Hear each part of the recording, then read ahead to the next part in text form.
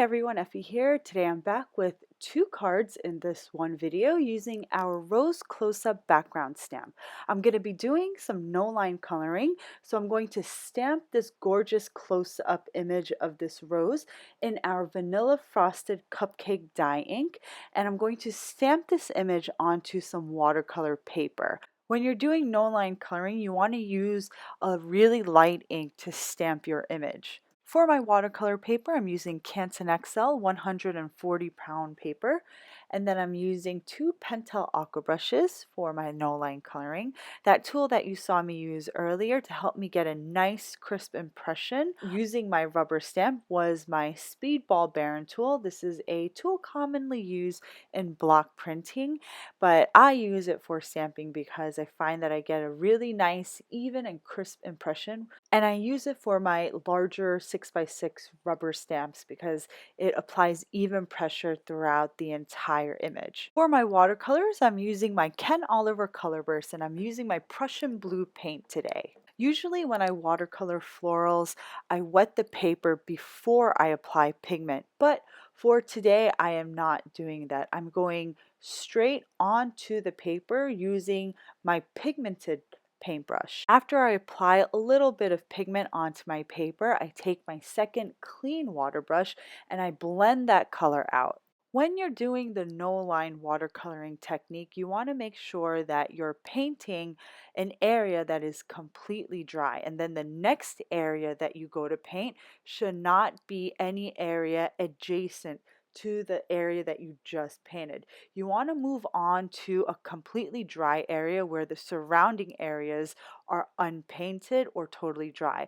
Otherwise, you're going to have your watercolors bleed into each other and you're going to lose some of that definition that you need to make this look like no line coloring. When you're painting your flower petals, you want to make sure that you start from the inside or the inner portions of the petal and then work your way out to the outer edges of the petal. So you want to make sure that the inner portions of the petal are darker.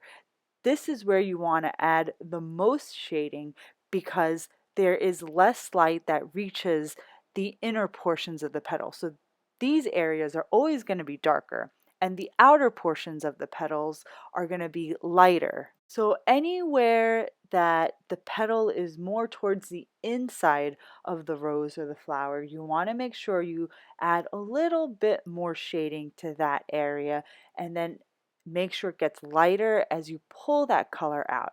And this is just a way to get a more realistic looking floral. When you're pulling that color out, don't pull it out all the way because you want to make sure you have a nice gradient from dark to light. You don't want the entire petal to be just one color or one shade of the same blue tone. You want to go from like a dark blue to a light blue to almost a white as you get to the edge of the petal. And this way you get some nice definition to your no line coloring. So you can see me jumping around from petal to petal on my rose.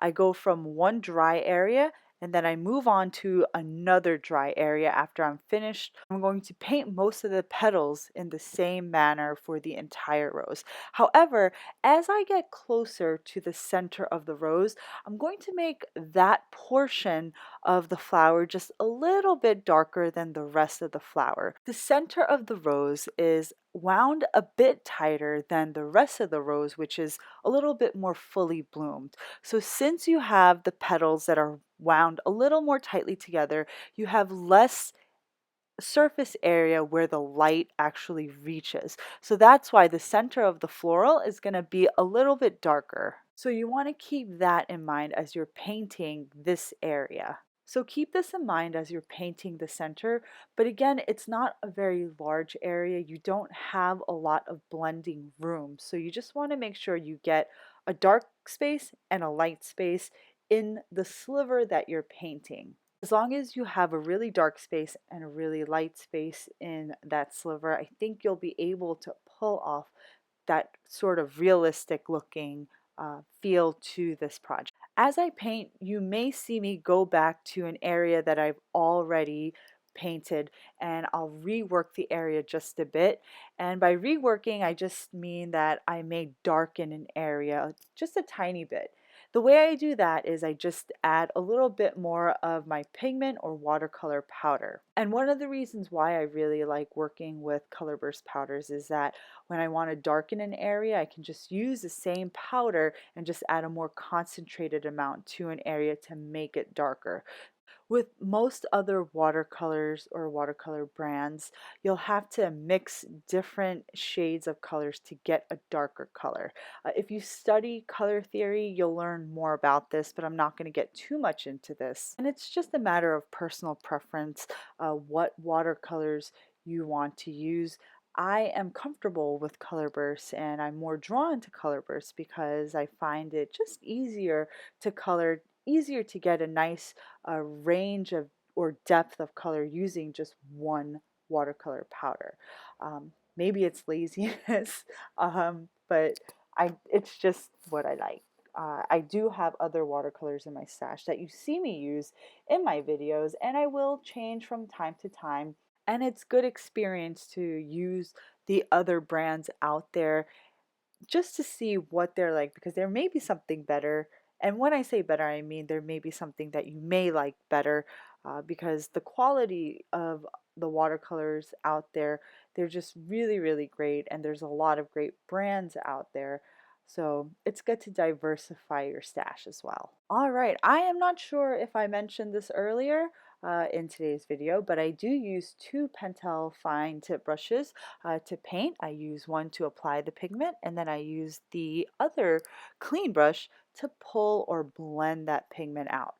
As always with watercoloring, I keep a paper towel next to my workspace and I use that to clean my brush off if I need it, or if I need to dab my brush off if there's too much moisture on the brush tip.